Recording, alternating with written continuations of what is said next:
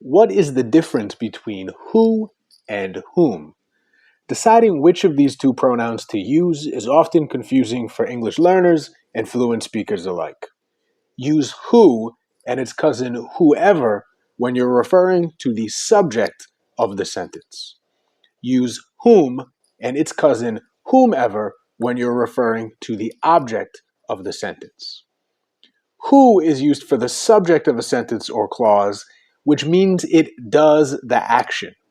So, for example, we might say, the child who eats the most wins a new car. In this example, who works with the action eats to complete the thought. Who is functioning then as part of our subject. Whom is used for the object of a sentence or clause. This means whom is going to receive the action of the sentence.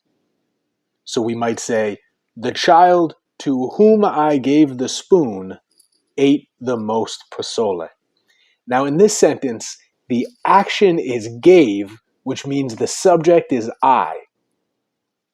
Whom is not the subject then, right?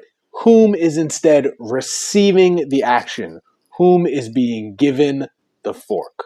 So we want to use whom, not who, because we have an action being received, not done. A good trick here is to substitute a more familiar pronoun, he or she, him or her, in the sentence. If he or she fit, you need who. If him or her fit, you need whom. Like we might say, he eats the fastest. That sounds right, doesn't it? You wouldn't say him eats the fastest because him, like whom, works with objects. So instead of he, you would put who eats the fastest.